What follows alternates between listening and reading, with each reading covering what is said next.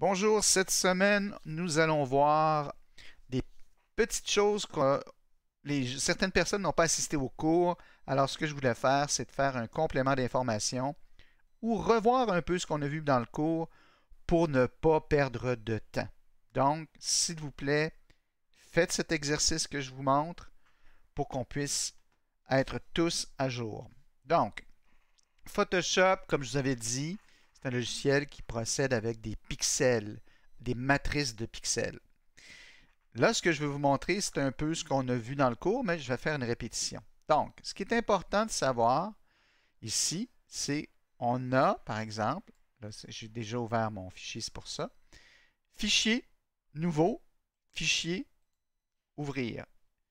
On peut ouvrir un document existant ou on peut créer un nouveau document. On peut aussi passer directement dans cette interface ici que vous allez tout savoir. Il risque de ne pas être tout à fait comme le vôtre parce que moi, je suis dans la dernière version de Photoshop. À l'école, on est dans la version 2021, je crois. Donc, si vous avez déjà des documents ouverts ou que vous avez déjà créé des documents, ben, ils vont se retrouver ici.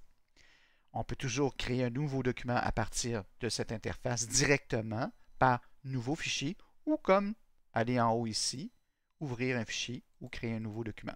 Donc, je clique sur Nouveau fichier. Là, vous allez voir que vous avez des options parce que si vous travaillez dans certaines, par exemple pour le web ou pour le film, pour l'impression, il y a déjà des formats qui sont préétablis.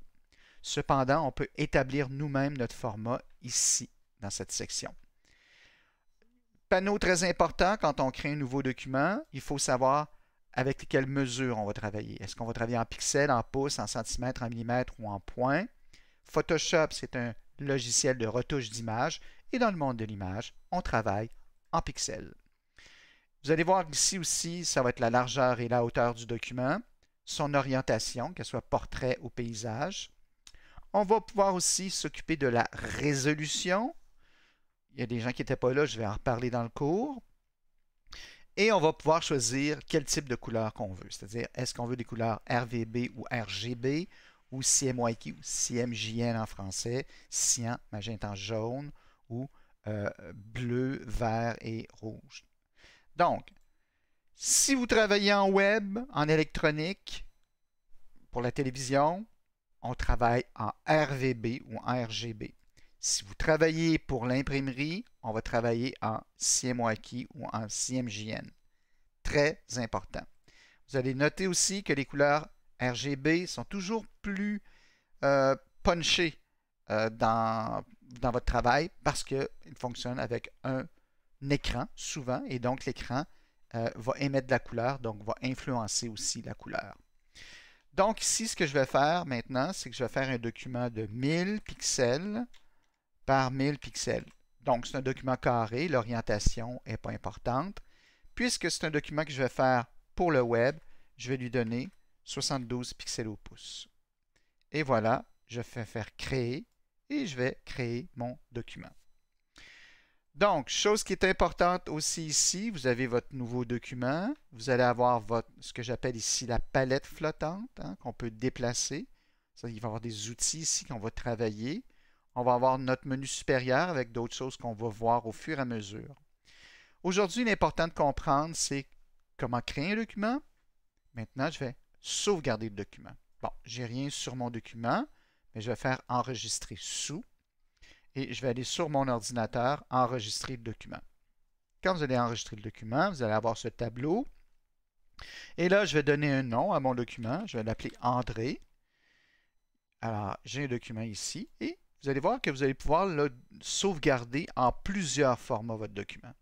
On pourrait le sauvegarder en JPEG, mais on va pouvoir aussi l'exporter en JPEG. Et ça, on va revenir dans le cours.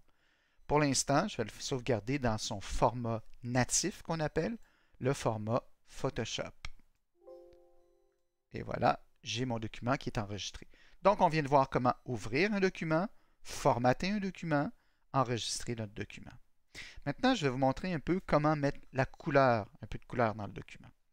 Voyez, si je voulais remplir, par exemple, mon carré que j'ai fait avec une couleur, ben, je devrais aller dans la palette flottante ici, vous vous rappelez. Et puis là, j'ai des couleurs déjà ici. j'ai aussi des palettes de couleurs qui vont être déjà établies, mais je vais passer par la palette flottante pour vous montrer le principe d'une couleur qui est en avant-plan et une couleur qui est en arrière-plan.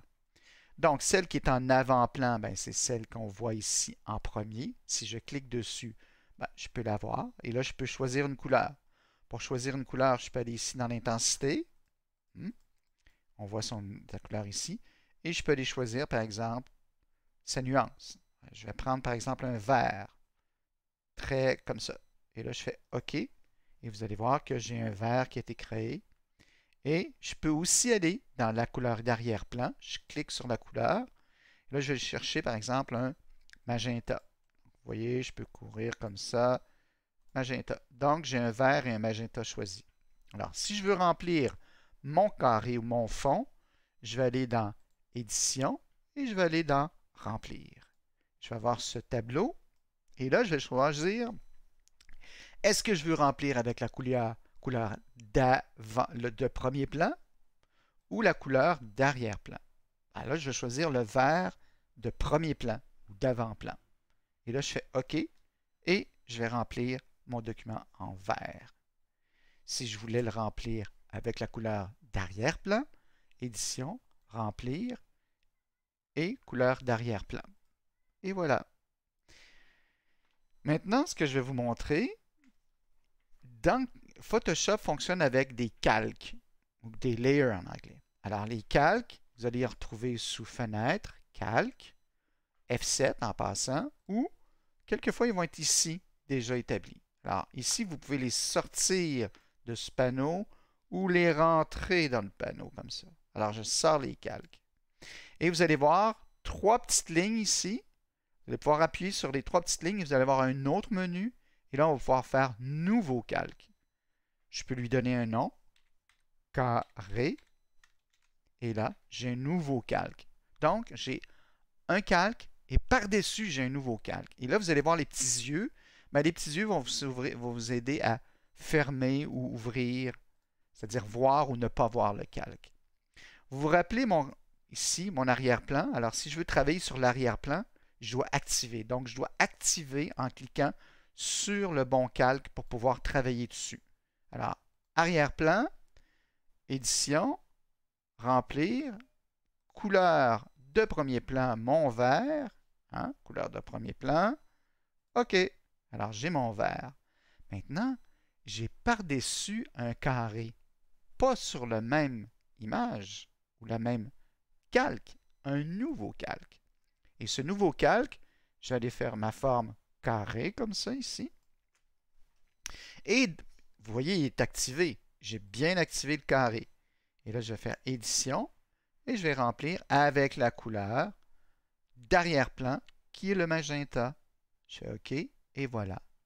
Donc, je me retrouve avec 2 calques, 2 objets, un premier plan ou un premier calque carré que je peux voir ou ne pas voir, et le calque arrière, le vert.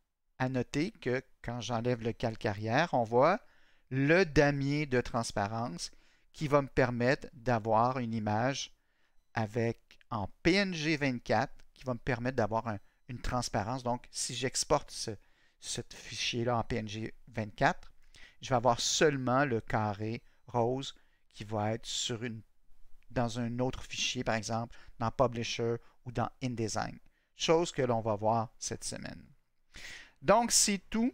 Je voulais vous montrer. Donc, pratiquez ce que je viens de faire. Essayez de travailler, trouver des calques, trouver les bons outils. Amusez-vous autour de ces notions. Ouvrir un document, créer un document, sauvegardez-le.